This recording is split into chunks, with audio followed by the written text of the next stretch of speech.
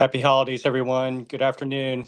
Welcome to the Spending Affordability Committee for Thursday, December 18th. On behalf of Senator Rosapap, the presiding chair for the Senate, and myself, we just want to thank everyone for joining us today at the Spending Affordability Committee. And this afternoon, we have joining us the Senate President Ferguson. Also, we'd like to give a very warm welcome to the presiding officer of the Maryland House of Delegates on her very first meeting over the Spending Affordability Committee, and we wanted to open up to see if Senate President Ferguson or Speaker Pena-Melnick would like to provide any opening remarks. Just welcome to Speaker Pena-Melnick. Great to see you in this capacity. I know we have big decisions ahead and big budget choices, so look forward to the meeting today. Thank you. Good afternoon, everyone. Good afternoon, everyone. It's really a pleasure to see you all. I'm excited, and I look forward to working with all of you. I'm going to listen and learn, okay? And if you need anything, I'm here. I want to begin by acknowledging the seriousness of the moment, that we're facing real fiscal challenges. But I know that we have amazing people that are very talented, and we will figure it out. We have the grit to make it work. Thank you. Great. Thank you very much, Madam Speaker and Senate President. And we have now the Board of Revenue Estimates for December report and revised forecasts from the Office of Policy Analysis with the Department of Legislative Services. We have Teresa Tuzinski, the principal analyst, and also David Romans, who is the fiscal and policy analysis, if they like to present. Thank you. Delegate Chang, before they begin, if I just have a point of personal privilege. Sure, absolutely. I just, as a resident of the 21st District, I just want to say I feel very well represented in the Speaker's office in the House and very well represented in the leadership of the Appropriations Committee, and look forward to working together exactly in the spirit that the Speaker suggested. So thanks very much. Great. Thank you very much, Chairman Rosapap. Department of Legislative Services, if you'd like to present. Thanks, Mr. Chairman. So before we get to the recommendations, we want to give you all an update on some things that have changed since we presented back in November. And the first thing that has changed is the revenue estimate was revised in December by the BRE. And Teresa Tuzinski, who's our expert on revenues in the economy, is going to just quickly walk you through that.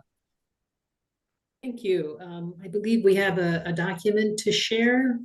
There we go. You probably are aware that last week the Board of Revenue Estimates met and released a new general fund revenue forecast. This is the forecast that will be used during session for balancing the budget. They will take another look at this in late February, early March. So, but for now, this is the budget, the revenues that the governor will be using to submit his budget. Overall, in total for the general fund, it was a very small change in fiscal 2026 compared to their September estimate. They increased the estimate by about $91 million. And in fiscal 27, it was just a $9 million adjustment. So very small in the grand scheme of things. In terms of what changed, this is mostly being driven by year-to-date collections and less so by any fundamental change in the BRE's understanding of the economy. There was the one major thing they did was they did increase their estimate of capital gains income for tax year 25, given the strength in the stock market that we have seen. And so that feeds into the personal income tax. As you can see, the personal income tax was written up by about $78 million in fiscal 26 and another $110 million in fiscal 27. Among the other major revenue sources, there were, however, downward revisions to the corporate income tax. This is really being driven by the year-to-date collections, which have been quite weak. Gross receipts are down, refunds are up. So this is a reflection of changing the forecast to match the revenue we're actually seeing. On the sales tax too, there's been some weakness in the sales tax. There's not a lot of clarity about how much we're getting from that 3% IT tax that was included in the BRFA last year. It's a little hard for the Comptroller's Office to tease out exactly how much it's getting. It does seem to be underperforming at this point, but at best they have only like a one quarter worth of data. And they are kind of struggling to isolate that from other parts of the sales tax. So they will continue to work on that. We will hopefully know more about that tax and the revenues by the time we get to their March forecast.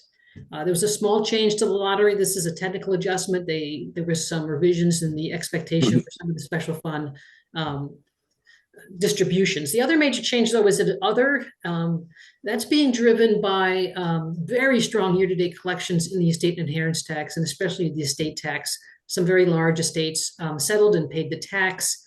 So that was a big upward revision there.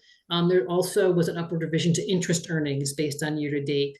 That accounts for most of what's happening in the other category. In terms of 27, however, they did not change the interest earnings in fiscal 27. And although they carried some of the estate tax overattainment into 27, they did not carry all of it. And so that, as you see, is how we get to a much smaller upward revision in 2027, treating some of what's happening in 2026 as sort of one time. And that covers the general fund revenue change, and I'd be happy to take any questions if there are any. Great, thank you very much. Are there any questions for Department of Legislative Services on this presentation? You could raise your hand. Okay. Great, seeing no questions, I think now at this time we'll move on to the decisions. Sorry, Mr. Chairman, we have more slides here. Teresa, Oh, sorry about that. revenue, so. Sorry about that, excuse me. There are also some changes, if we can go to the next slide, related to spending since November. So we wanted to talk to you about a couple of the big ones and then give you the overall net impact of all this stuff. So what this shows is one of the new pieces of the data we have is K through 12 enrollment. As you know, the school systems count at the end of September, the number of students. It takes MSD a couple of months to collect that information and process it and so forth. And then they report it to DLS and DBM in early December. And there's some surprising results in K through 12 enrollment this year that were unexpected. The first, and this chart shows it by county, but down at the bottom, you see the statewide numbers. First set of columns is full-time equivalent enrollment. Overall, the number of students in the public schools dropped 7,411, or about 1% from a year ago, September, to this, to September of 25. And you can see that that is not uniform there, but generally you see declines in most of the local jurisdictions. Prince George's County being one of the bigger outliers with a slight increase, actually. But then we saw also, and this matters a lot for the education funding formulas, we saw big declines in English language learners, which is the middle set of data, and in compensatory education, which is the set on the far right. So compensatory education is students who essentially qualify for free and reduced price meals, very low income students. So English language learners, we saw about a 4% decrease, about 4,000 fewer students. That is a category that has grown, I think, every year except for maybe the COVID year, for about 15 years. So it was very surprising to see the magnitude of that drop. And again, you'll see there's some differential impacts by county, but it's pretty much a widespread phenomenon of decreases there. And then compensatory education, we see 41,000 fewer students. That's a 9% decrease in students identified as, very low income by school systems. And again, there's a lot of variation here. While it's generally a downward trend almost everywhere, you can see really big percentage decreases in Garrett County, which is a 56% decrease, in Baltimore City, which lost nearly 15,000 students being counted as compensatory ed.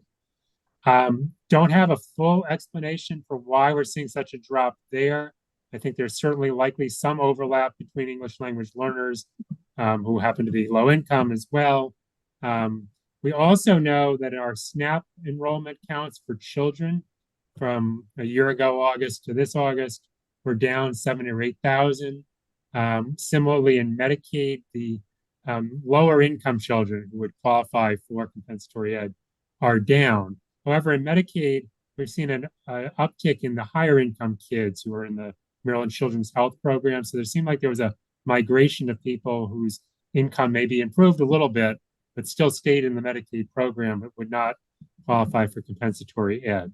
But those explain, some of the trend, but doesn't really explain the full 40,000 drop. So I think we'll be continuing to interact with the school systems to try to better understand why that is.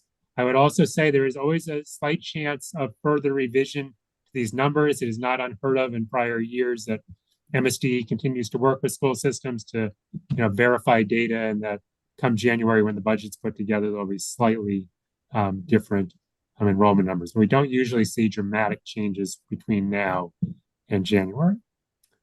So with that said, let's go to the next slide. Could I ask a question? Certainly. Those numbers are very interesting and impressive, and the fact that the English language learner numbers in particular dropped materially. This is the count as of this September. Correct. September 30th count for 2025 compared to September 30, 2024. And I'm not asking you to know the answer to this, but to challenge me if my theory is incorrect. But my impression anecdotally is that we got a whole bunch of immigrant kids who aren't coming to school because of the Trump administration's attacks on the immigrants' communities and the fear that's created in being out interacting in institutions and in public spaces. Is there any reason to believe that it's something other than that, these big declines for English language learners? As I said before, we've seen very steady growth in that category for basically 15 years or more. So it certainly feels like immigration policy changes at the federal level have to be a contributing factor here. Okay, thank you.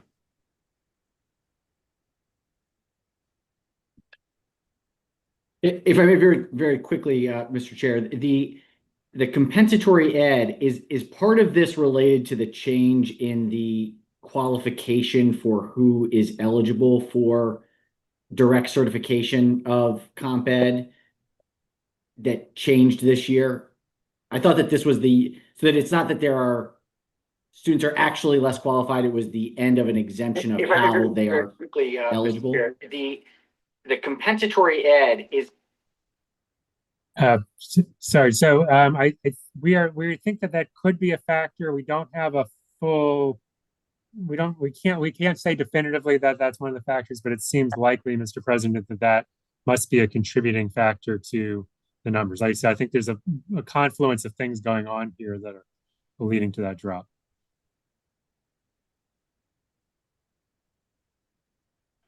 Mr. Chairman, if there's no other questions, I'll talk about this next chart, which just puts into dollars what those enrollment changes and some other tweaks to the retirement forecast due to overall education aid. This is total funds, not general funds, total fund education aid. So versus our forecast in November, direct aid would be 265 million less in fiscal 27 than we were forecasting. Then you can see that grows to over 300 million a year impacts in subsequent years, assuming that these enrollment reductions are, permanent in terms of they would continue to impact the future years. We do not assume that there's continued drops in compensatory ed. We basically assume that it stabilizes at this lower level. We assumed a very minor continued decrease in English language learners. As Senator Rosapap referenced, it's certainly unclear how the federal immigration impact will continue to impact those numbers, but it could be more significant. So anyway, there's total fund savings throughout the forecast period. As we go to the next page, you'll see the general fund savings are a little different. So let's go to the next slide, please. Thank you. All right, so this chart is a little busy, but what we're trying to show you at the top is here's what the cash balance that we forecasted was back in November when we presented to you all. And then at the bottom, it shows you our revised cash balance based on the few factors that we've updated. For fiscals 26 and 27, while there's a lot of significant revisions, the bottom line is essentially unchanged. You're still roughly balanced in 26 and about a 1.5, 1.6 billion cash shortfall in 27 and more challenging outlooks in future years. The things that have changed, Teresa talked about the BRE updated, has a modest impact in the out years as well. We account here for there's a provision in state law related to revenue volatility that when the state's revenue estimates are too dependent on capital gains and other income like that we set aside some of it. You suspended that provision through fiscal 29, so it has no impact in the near term, but it would reduce revenues some in 2030 and 2031. More materially on the spending side, there's two things that changed. The DDA, Developmental Disabilities Administration. So in November, we didn't have any data for fiscal 26. We now have received through the Health Department and DVM 4 months of data for fiscal 26. The program has continued to grow at a pretty steady clip, which we were not anticipating. And that results in a higher estimated cost in fiscal 26, about 85 million in general funds, and about 156 million of increased general fund need in fiscal 27. The thing that seems to be driving that growth is not more people in the program. And the rate increases were already known. There wasn't really any sort of across the board rate increase. What it appears to be is that people are utilizing more hours of care and more services than they were in the prior year. We don't fully understand why that is. I think both DVA and DBM, as well as DLS, are trying to better understand that and whether there's action should be taken or not. But that's what seems to be driving this growth in fiscal 26 thus far. On the K through 12 education, I explained to you why we're seeing favorable cost trends. The number for fiscal 27 you see is only 75 million. I just told you it's like 250, 260 million of overall education savings. The reason you only see 75 million here is this is just looking at the general funds. To implement Blueprint in fiscal 27, we were only expecting you to need to tap the general fund for about 75 million. Because the overall education costs are down, you don't need to tap the general fund at all to cover Blueprint implementation costs. The rest of the savings are realized by the Blueprint fund, so they will have some fund balance left that helps fund the program in fiscal 28. And I'll show you a chart in a moment on that. So you see very modest savings in 27 and then substantial savings in the out years because of those enrollment declines. And then there's a modest change related to the autism waiver where the state has essentially frozen enrollment in the autism waiver, and we did not, it's not the expectation last session. So now that we've learned that, we've adjusted our estimates for fiscal 27 and the out years. So like I say, for fiscal 26 and 27, this really has no material impact, but there are obviously some significant changes within the numbers. Let's go to the next slide. All right, this just shows graphically both the cash outlook, which is the blue bars, and the structural, which is the line, which is rust or orange or red, depending on what you want to call it. Again, the picture is very similar from what you saw before for 26 and 27. And then in 28, in both cash and structural, you're looking at about a $2.7 billion challenge, which gets a little bit harder in the next couple of years. But the picture for 27 is pretty much what you saw before. Let's go to the next slide, please. All right, the last chart before the recommendations is just, we update this Blueprint chart for you. We've shown you this a number of times over the last few years. It shows the total Blueprint implementation costs by year, and it shows you where the money comes from to pay for it.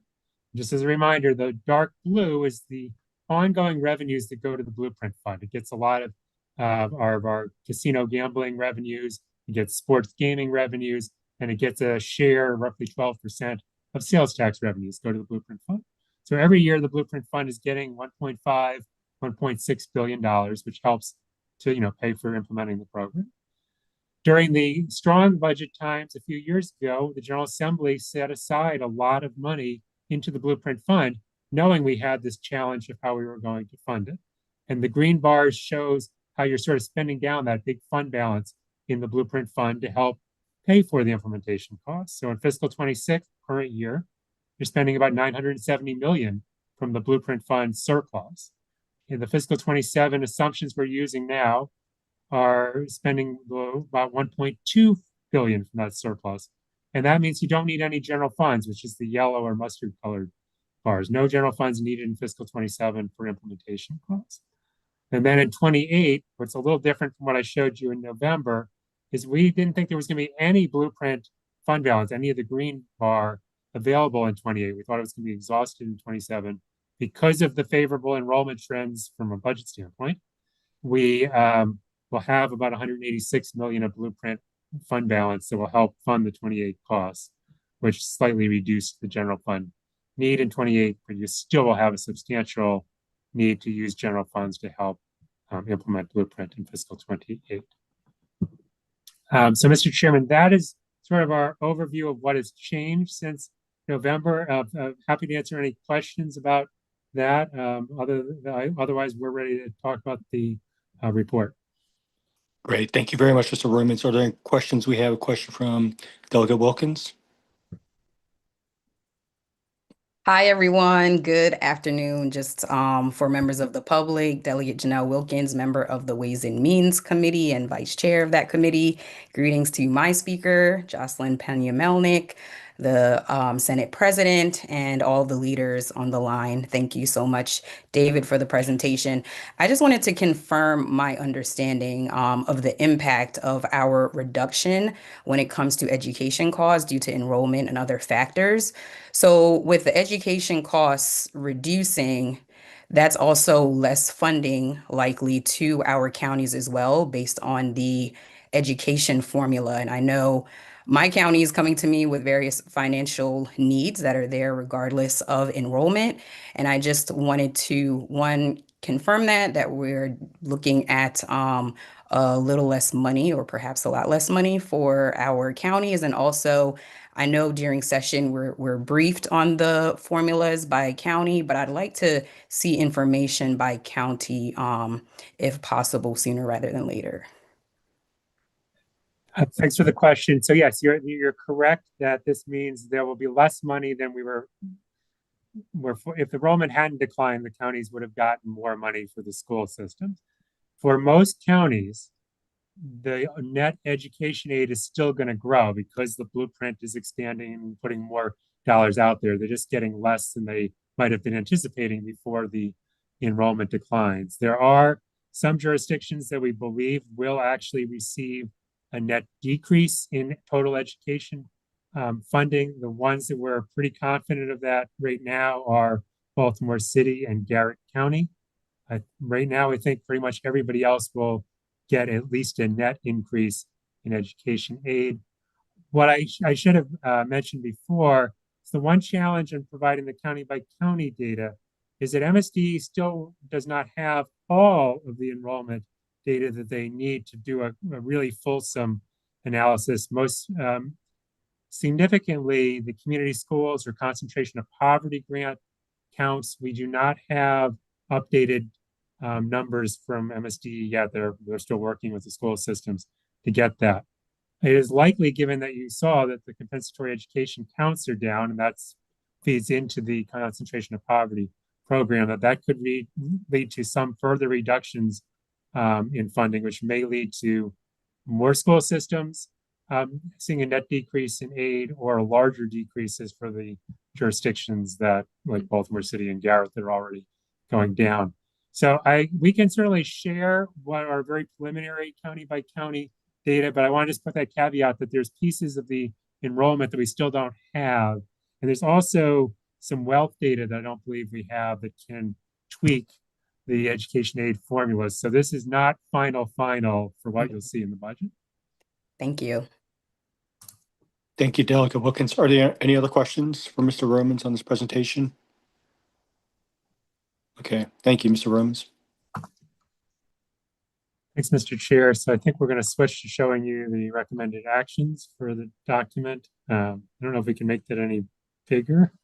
My old eyes don't see that very well, but so I guess I'll just briefly touch on the topics. And this first topic is the operating budget, spending limit, and sustainability. The structural deficit we're forecasting is about $1.2 billion for fiscal 27.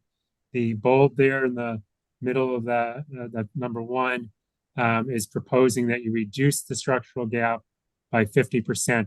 So going from 1.2 to 600 million. So that means you need to find 600 million of ongoing savings as part of the budget process. I don't know, Mr. Chairman, if you just want me to keep walking through the report and then you'll vote at the end, or? Yeah, we'll do that. Go through the whole thing and then we'll vote at the end. Thank you. Okay, thank you, Mr. Chairman. Second topic is fund balances, and I think we probably need to scroll to the next page to see the recommendations here. Bottom line is the two bullets there near the top of the page. There's two recommendations related to cash balances. One is the rainy day fund. Maryland in recent years has attempted to have a rainy day fund balance of around 8% of general fund revenues. That's about $2.2 billion in the rainy day fund. This draft in front of you would say that we should maintain at least 8% of general fund revenues in the rainy day fund. So it would maintain over $2 billion in that fund as a protection against, any kind of economic downturn or further federal actions that harm the Maryland economy and budget. The second is related to general fund balance. Traditionally, the General Assembly has encouraged at least 100 million fund balance be the goal, and that is what this language would do. Then at the bottom, there's some further language related to, in bold, related to disaster assistance. So as I think many of you know, there's been a lot of talk that at the federal level, FEMA has been cutting back on disaster assistance to states. We saw this most recently here in Maryland with the flooding in Western Maryland earlier this year, where Maryland's requests for aid were rejected. So what's being suggested here is that the states start trying to build up a little bit more balance in our catastrophic event fund and state disaster recovery fund, since we may be in a position of needing to fund some of more of these costs ourselves in the future. So the goal here would be to have at least 15 million in those funds. I would say the average since 2010, excluding COVID, just regular kind of natural disaster, average FEMA assistance has been about 21 million a year for Maryland. So 15 million gets us, pretty close to covering kind of the typical experience that we have. The next topic is capital budget and how much general obligation bonds to authorize. Last session, 1.75 billion was authorized. The Governor's Capital Debt Affordability Committee has recommended that same level for fiscal 27. And if we go to the next page, you'll see the rest of the draft report here would recommend staying at that 1.75 billion authorization for this session and for planning purposes for the next few years. In the middle of that page 9, there's a bold sentence before letter B that just says that the relates to issuances. So the General Assembly authorizes bonds, and then the Treasurer's Office figures out an issuance schedule of when they need to sell bonds to actually pay for the projects, which doesn't all happen immediately because we don't need all of the money immediately. As was discussed in the November meeting, the Capital Debt Affordability Committee adopted a very strange schedule for issuances that seemed to, if followed, would lead to not spending a lot of the money that was authorized by the General Assembly for a very long period of time. So the recommendation here is to instead adopt the recommendation of a joint work group of the BBM, DLS, and the Treasurer that met during the summer and had agreed to a different option, which seemed to be an issuance schedule more in line with recent experience. Last thing on capital here on page 9 is higher education debt. So in recent years, you've authorized the University System of Maryland to sell 30 million in academic debt. The recommendation here, that's what the Capital Debt Affordability Committee also proposed for fiscal 27. The bold language here would propose actually going to 50 million because the university system has capacity to do more than 30 million of debt. And to use that extra 20 million to actually fund projects that are already in the capital improvement plan for general obligation bonds to, the university pay for some of the projects that the state was going to be paying for. The CIP from last year, the capital plan of the administration from last year assumed about 150 million of spending on projects for USM in fiscal 27. So this would get you 20 million to help pay for that. Next page. All right, 2 final topics that the committee is required by statute to opine on: state employment. The bold there in the middle of the page just recommends that the executive branch focus on maintain current levels of authorized positions rather than adding positions, and that it focus on filling vacancies in mission critical positions while holding positions vacant in other areas as they're having some trouble meeting the budgeted vacancy savings.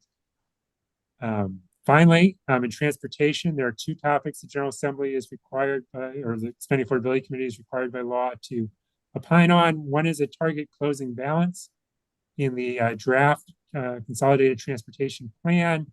MDOT was planning to have a 500 million closing balance. This would take it up to about 550 million.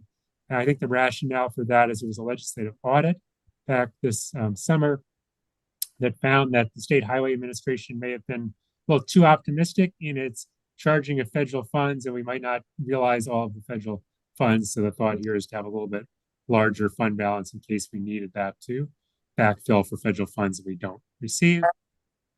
And the final, second last bullet there on that page relates to system preservation, which is, spending to maintain the existing transportation network. And the recommendation is to spend at least what has been spent over the last 10 years, the average of the last 10 years on system preservation, which is 1.15 billion. The draft transportation plan from the administration in September is funds it even higher than that. So it complies with that proposed recommendation. Mr. Chairman, that covers everything that's in the draft report. So I think it's ready for you all to discuss and vote. Great. Thank you very much, Mr. Romans, for the recommendations. Is there a motion on the recommendations? Mr. Chairman, I move Chairman. approval. Great. There's a second. Second. Okay, and for discussion, Delegate Grice. Thank you, Mr. Chairman. And just listen to this report. Obviously we're very concerned about our structural deficit. And if we don't make the appropriate cuts to the structure of government that matches the deficit, by making these one-time cuts, the only thing we're really doing is kicking the can down the road to a time and place where, looking at the graph, it's going to be much worse than it is now. For those reasons, I think that we should consider not voting for these recommendations. Is there any more discussion? Chairman Roosevelt? Yeah, thank you very, very much. I think the theme that you can see in these recommendations is being fiscally prudent and fiscally conservative, from maintaining the rainy day fund at 8% to guaranteeing money for when the Trump administration again doesn't provide aid for weather damage to our people and to our communities, to increasing the balance in the Transportation Trust Fund. I think the theme of these recommendations is we got to be prudent, we got to be conservative. And that's why I'm supporting it. The reality is that we got problems because we got a big problem in Washington. We had the longest government shutdown in history just a month ago. We may have another government shutdown in January. We're never sure when the Trump administration is going to come through with money that is supposed to provide us from the federal government. We saw what they tried to do with SNAP benefits during the shutdown. So the risks caused by the Trump administration to the people of Maryland and to the budget of Maryland are huge. And so I think it is very prudent to do what these recommendations suggest, is to err on the side of caution because there are big downside risks coming from Washington. Great. Thank you, Chairman Roosevelt. Any other discussion? Okay, at this time, we'll take the vote. All in favor for the recommendations, please raise your hand. Okay, that can be recorded. And then any opposed? Delegate Pippy opposed. And then Delegate Grice says too. Okay. Senator Salling, I believe, has his hand up. I oppose, yes, Mr. Chairman. Sorry about that, Senator. Okay. No, it's okay. I got you. Senator Salling, Delegate Pippy, Delegate Grice or no's. Okay, the recommendations are approved. Okay, that is all the work that we have for today. Thank you, everyone. On behalf of Chair Roosevelt, myself, and the entire Spending Affordability Committee, thank you for joining us this afternoon and have a great holiday. Thank you. Happy holidays, everybody. Thanks a lot.